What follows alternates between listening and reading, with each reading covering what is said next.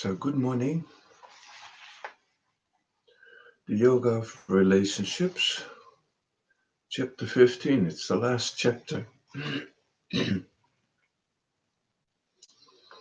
it's called The Con. It's a long chapter, or relatively, about 12 pages.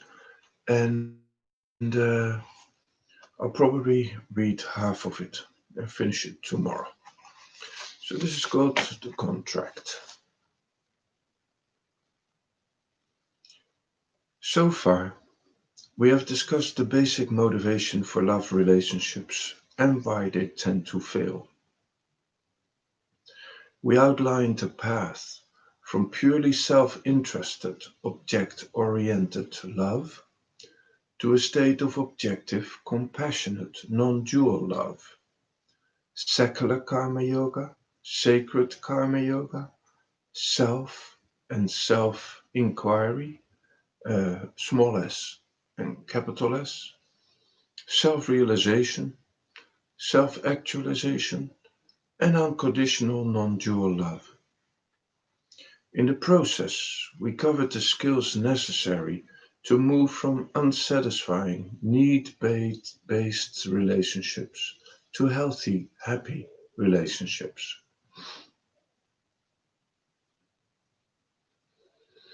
Relationship court. In the best of all possible worlds, everybody gets along splendidly, but life is not the best of all possible worlds. It involves conflict. George Bernard Shaw says on marriage, quote, when two people are under the influence of the most violent, insane, delusive, and most transient of passions, they are required to swear that they will remain in that excited, abnormal, and exhausting condition until death do them part. End of quote. Quite a quote. It does not have to be this way. We call our suggestion for an effective solution to the insanity of conflict the contract, a time-sensitive agreement based on healthy, consciously shared values, not on emotionality. Such an agreement should function as a powerful entity in its own right, a fair, just, wise elder standing above the litigants, adjudicating adjudicating conflict and producing mutually beneficial solutions. I guess adjudicating is mitigating conflict and producing mutually beneficial solutions. For it to work, both parties need to cheerfully implement its conditions. Although it is best to consciously establish rules at the beginning of a relationship, this contract can be instituted at any time. If love is still alive, it is never too late to establish a sane system that delivers happiness to both parties. But rules are meaningless without values. The values behind the contract are the laws of love, which are truth, compassion, non-injury, freedom, reason, dispassion, equality, and justice. Both parties need to value these values if the relationship is to succeed. Failure to appreciate and commit to them opens the door to messy, unresolvable conflicts. Conflict resolution. As we experience it, life is a duality. What is implicit is not always explicit. We take a page from the business world to address this issue because contracts are realistic assessments of reality. Owing to differing values, motivations, perceptions, ideas, and desires, conflict is inevitable. So why not build reality into your love relationships from the get-go, since in a year or two your value for the horizontal aspect of the relationship and expensive alcohol-fueled candlelit dinners in faraway places has been replaced by the humdrum monotony of daily life. The stink of crap and baby fat, for instance, to quote the famous poet Sylvia Plath. Yes, excitement is wonderful, but it is generated by circumstances, not willpower. You don't sit down and say, darn it, I'm depressed, nobody loves me, I'll generate an exciting romantic love affair today. Chemistry doesn't happen with one element, only when two or more are mixed. Mixing material Mixing material elements is predictable because the elements are bound by their natures to behave the same way eternally. Mixing two minds is a gamble because humans have free will. Willpower may work in certain worldly situations, but it is inappropriate in love relationships because power is the antithesis of love. Love only flourishes when it is secured by universal values. So who's right? When conflict happens between two sincere people, you need to know that both are right as far as the analysis and resolution of the conflict is concerned, because both have come to their points of view honestly. Again, nobody thinks just for fun I will come to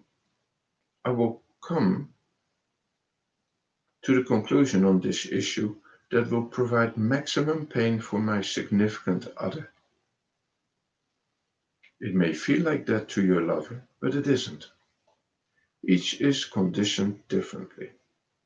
No 2-year-old sits down and says, what kind of person do I want to be in this life?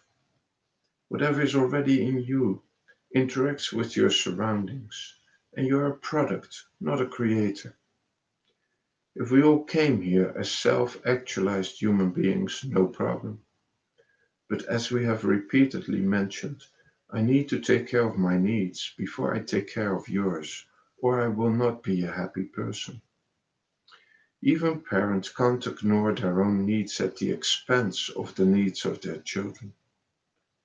The safety video on airplanes makes it clear that you need to put your oxygen mask on before you strap one to your child.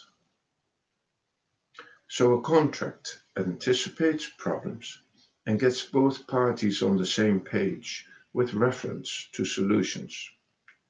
Contracts can be purely mechanical for materialists. Sex twice a week. You take out the garbage and take the kids to school. I sweep the floor, etc. Or it can be an aspirational document with practical details for inquirers.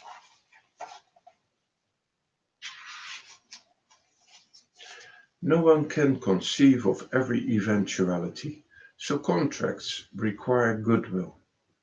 Constitutional democracies, for instance, spell out the rules based on what was known at the time they were conceived. But values and situations change, and new rules are necessary, so the intent of the framers is open to interpretation. When partisan rancor reaches a certain level, the relationship of the nation itself and to other nations becomes problematic. So it is with personal relationships. Therefore, contracts need to be time sensitive so they can be renewed, amended, or scuttled. You need to sit down with your significant other regularly and review the terms to see if you are both sticking to your collective guns. It's one thing to come to an agreement over a sensitive problem causing area of your relationship. It is quite another to implement corrective action and stick to it.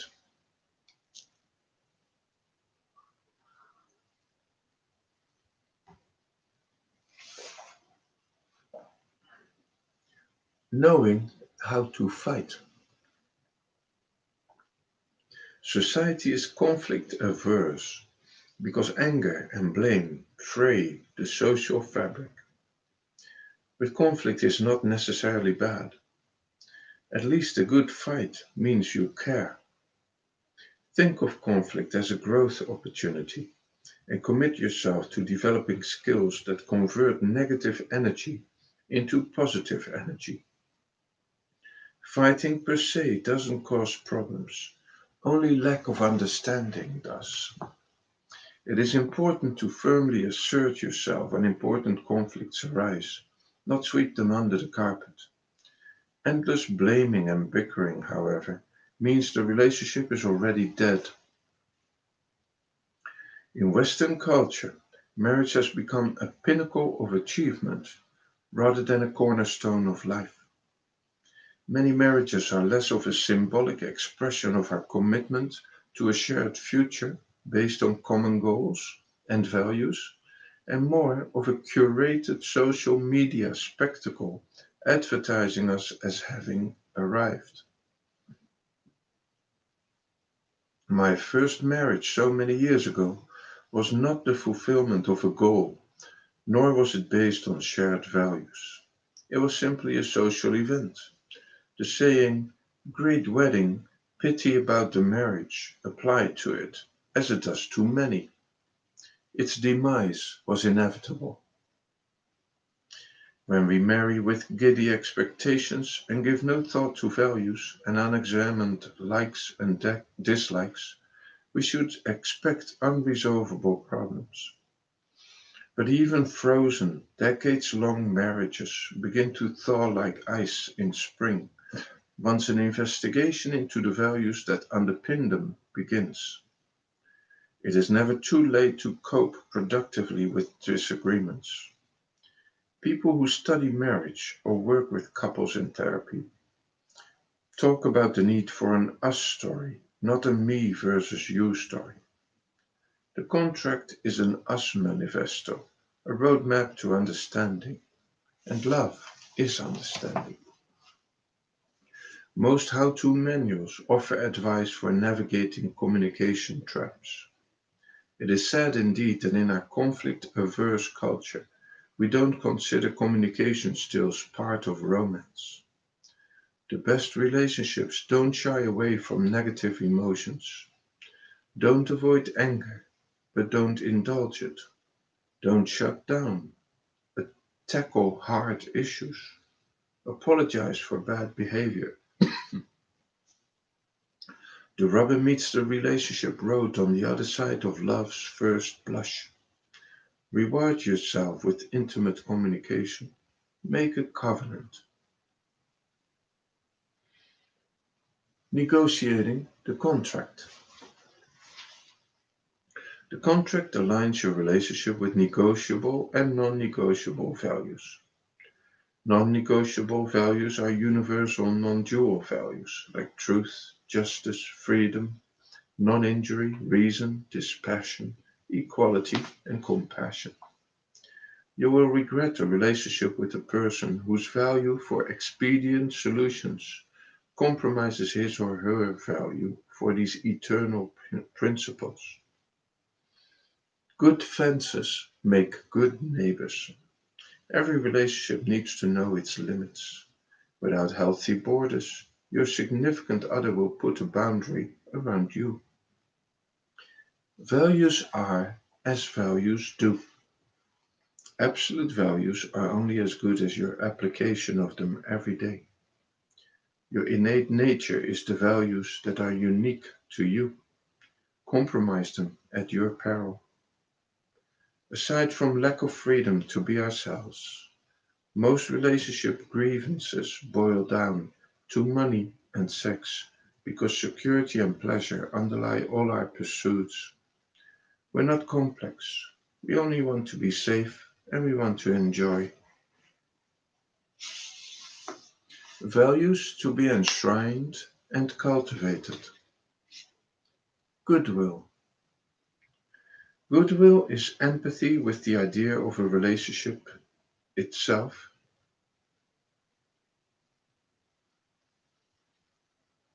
Goodwill is empathy with the idea of a relationship itself, and by default with your love object. It means you are willing to see the situation from your lover's viewpoint, to feel what he or she feels. At the same time, feeling someone else's pain is only the beginning, because empathy without critical thinking causes attachment. Only conflicts augmented by an intellectual appreciation of the predicament that produced the anger are successfully resolved. Desire and anger are painful and need to be resolved as quickly as possible. Reason. The contract enshrines reason over emotion. When emotions rule, dispassion flees. It is never fruitful to surrender to another ego or to require surrender from one. Only surrender to universal values. Emotional blackmail only creates resistance. Romantic love and make-up sex do not heal all wounds. Contracts are preventive medicine. Accommodation, tolerance, and service. No living being should be required to bend to our likes and dislikes. Only you can make you happy. Karma yoga, for instance, is an accommodation value. Unaccommodated needs produce suffering. Situations are not set up solely to cater to your needs. They demand skillful strategies. Inappropriate and untimely responses get short shrift. Collaboration and compromise are reasonable attitudes to bring to the values court. They keep the ego from trying to gain the upper hand and gives the love object the freedom to be what he or she is. Accommodation is relinquishing our gratuitous likes and dislikes. Slavishly catering to every whim and fancy of a significant other is not accommodation. Don't become a doormat and sacrifice your nature. It serves nobody. Equality. Equality obtains in friendships, neutralizing power imbalances. No matter how attracted you are, it is foolish to become emotionally involved with someone who is not a friend. The artist Georgia O'Keeffe said, "Nobody sees a flower really. It is so small. We don't have the time, and to see it takes time, like a friend takes time." What most people want from marriage is an intimate friend. The key to lasting love is cultivating friendship, responding non-judgmentally. Love confers no rights, no gold star for loving, no special perks. Love is its own reward. It does not confer the right to criticize or control because you care. Never vow to change, to appease your mate. Our innate natures cannot be changed.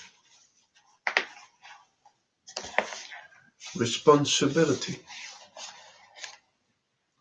We avoid love-starved people because satisfying them is so demanding. It takes two to tango, and two to tangle. For my relationship to work, I need to take responsibility for my contribution to the conflicts. The only way out of my conditioning is to love my way out by adhering to the contract. Love is as love does. I need to discover the small things I love about myself and extend the feeling to a wider circle of objects. Otherwise, I may get stuck in the belief that I need to be fixed before I can love, in which case I will lose confidence and fall into blame. Love redeems a loveless past. When you are doing your best for yourself, self-confidence comes. the mind relaxes, love flows, and people are attracted to you. At the same time, I need to find good reasons to love my mate and serve him or her with all my heart. The heart that gives love, the heart that gives love, God has it in spades. There are no good reasons not to love. It is the simplest thing. It is my nature. Forgiveness.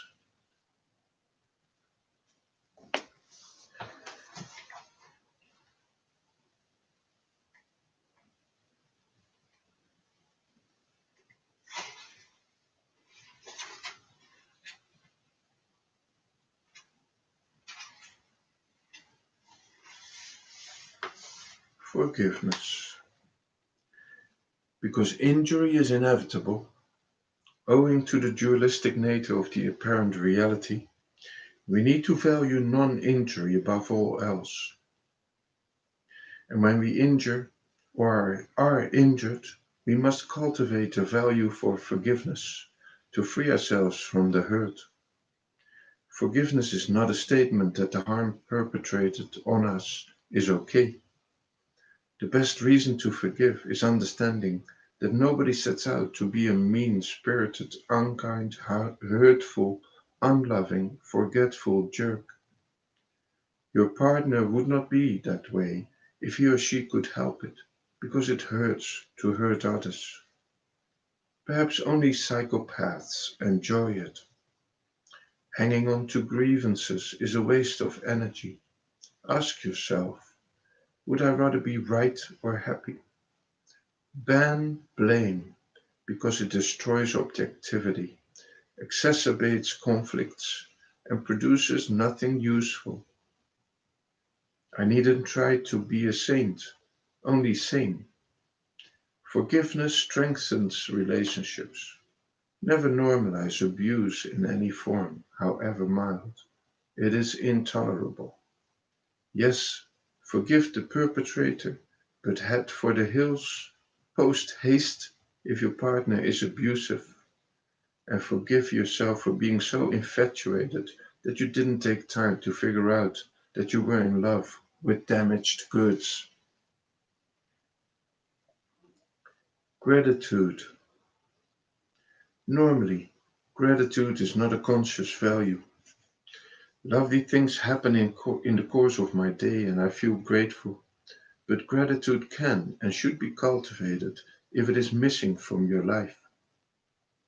Gratitude is perhaps the most obvious symptom of a mature, independent, self-actualized adult. Cultivate it by consciously counting your many blessings daily. Understand that you would not cling to life with such tenacity if it were not such a great gift from the Creator.